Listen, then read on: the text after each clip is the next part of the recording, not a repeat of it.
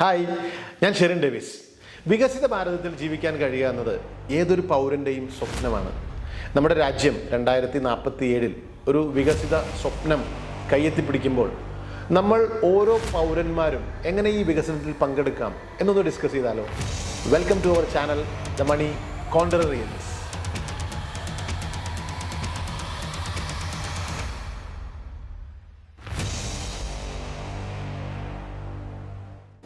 ഇപ്പോൾ എല്ലാവരുടെയും മനസ്സിൽ ഇന്ത്യയിലെ എല്ലാ പൗരന്മാരും കാണുന്ന സ്വപ്നമാണ് വികസിത ഭാരതം. എങ്ങനെയാണ് ഒരു രാജ്യം വികസിത രാജ്യമാകുന്നത്? ഇപ്പോഴത്തെ അവസ്ഥ എന്താണ്? ഇപ്പോൾ ഒരു രാജ്യത്തിൻ്റെ അല്ലെങ്കിൽ ഒരു രാജ്യത്തെ വികസിത രാജ്യം എന്ന് കണക്കാക്കുന്നതിൻ്റെ മാനദണ്ഡങ്ങൾ എന്തൊക്കെയാണ്? ഒന്നാമത്തെ മാനദണ്ഡമാണ് GDP എന്ന് പറഞ്ഞാൽ ഗ്രോസ് ഡൊമസ്റ്റിക് പ്രോഡക്റ്റ്. രണ്ടാമത്തെയാണ് പെർ ക്യാപിറ്റ ഇൻകം. അപ്പോൾ ഇത് കൂടാതെ വേറെ പലതരം മാനദണ്ഡങ്ങളുണ്ട്. പക്ഷേ എന്നാൽ എന്താണ് GDP എന്ന് പറയുന്നത്?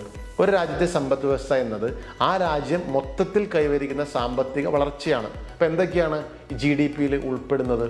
ഇപ്പോൾ ഒരു രാജ്യം, ആ രാജ്യത്ത് ഉൽപ്പാദിപ്പിക്കപ്പെടുന്ന ഉൽപ്പന്നങ്ങളുടെയും സേവനങ്ങളുടെയും ആകെ മൂല്യമാണ് GDPക്ക് വേണ്ടിയിട്ട് കണക്കാക്കുന്നത്.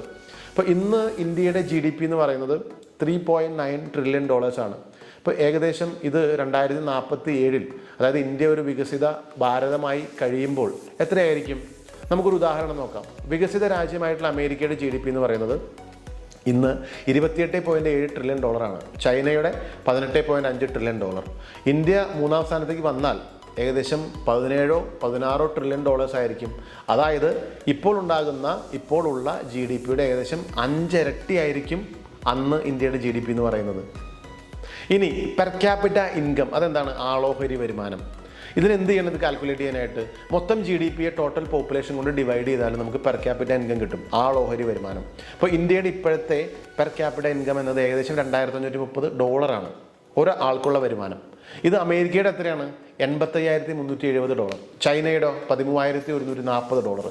ജർമ്മനിയുടെ ആണെങ്കിൽ എത്രയാണ്? $54,290 അപ്പോൾ ഇന്ത്യ ഈ $2,530 നിന്നും ഒരു $50,000 $60,000 ആകുമ്പോൾ നമ്മൾക്കുണ്ടാകുന്ന സാമ്പത്തിക വളർച്ച അതെത്രയായിരിക്കും? അപ്പോൾ എങ്ങനെ ഓരോ പൗരന്മാർക്കും ഇതിൽ പങ്കെടുക്കാൻ പറ്റും? GDP എന്നത് എങ്ങനെ ഉണ്ടാകുന്നു? അപ്പോൾ ഇന്ത്യയിൽ ഓപ്പറേറ്റ് ചെയ്യുന്ന എല്ലാ കമ്പനികളും കൂടി ഉൽപ്പാദിപ്പിക്കുന്ന സാമ്പത്തിക സേവനങ്ങളോ അല്ലെങ്കിൽ പ്രൊഡക്ട്സോ ആണ് GDPയിൽ കണക്കാക്കുന്നത്. മൊത്തം GDPയിലെ പ്രൊഡക്റ്റും സർവീസും ഈ കമ്പനികൾ എങ്ങനെയാണ് ഉണ്ടാക്കുന്നത്? അതിനുവേണ്ടിയുള്ള മൂലധനം കമ്പനികൾ എങ്ങനെ കളക്ട് ചെയ്യുന്നു? അപ്പോൾ ഇതിൽ മിക്കവാറും കൂടുതലും കളക്ട് ചെയ്യുന്നത്, അതായത് മൂലധനം ഫണ്ട് കളക്ട് ചെയ്യുന്നത്, ക്യാപിറ്റൽ കളക്ട് ചെയ്യുന്നത് പബ്ലിക്കിൽ നിന്നായിരിക്കും. കാരണം അമേരിക്കയിലും ചൈനയിലും യൂറോപ്പിലും നോക്കിയാൽ സ്റ്റോക്ക് മാർക്കറ്റിൽ നിക്ഷേപകർ അവിടുത്തെ പോപ്പുലേഷൻ്റെ 50-60% ആളുകളാണ്. എന്നാൽ ഇന്ത്യയിലാകട്ടെ ഇത് ആകെ 5-6% മാത്രമേ ഉള്ളൂ. അപ്പോൾ കമ്പനികൾ വളരുമ്പോൾ ആ കമ്പനികളുടെ ഷെയറിൽ ഇൻവെസ്റ്റ് ചെയ്ത എല്ലാ ഇൻവെസ്റ്റേഴ്സിൻ്റെ പണത്തിൻ്റെ മൂല്യവും വർദ്ധിക്കും, റിട്ടേൺസും കൂടും. അപ്പോൾ അതുകൊണ്ട് ഒരു രാജ്യം പുരോഗതിയിലേക്ക് പോകുമ്പോൾ അവിടുത്തെ കമ്പനികൾക്ക് മൂലധനം കണ്ടെത്താനുള്ള ഏറ്റവും നല്ല മാർഗ്ഗം എന്നത് ക്യാപിറ്റൽ മാർക്കറ്റാണ്, ഓഹരി വിപണി, ഷെയർ മാർക്കറ്റ്. അതുപോലെ തന്നെ ഒരു രാജ്യം വികസനത്തിലേക്ക് പോകുമ്പോൾ അവിടുത്തെ പൗരന്മാർക്ക് സാമ്പത്തിക നേട്ടമുണ്ടാക്കാൻ ഏറ്റവും നല്ല വഴി എന്നത് എന്താണ്? കമ്പനികളുടെ ഷെയറിൽ ഇൻവെസ്റ്റ് ചെയ്യുക എന്നതാണ്. അപ്പോൾ ഇതിൽ നിന്ന് മനസ്സിലാക്കേണ്ടത് GDP വളരുമ്പോൾ ഒരു രാജ്യം വലുതാകുന്നു. ഇത് നമ്മൾക്കൊരു അവസരമാണ്.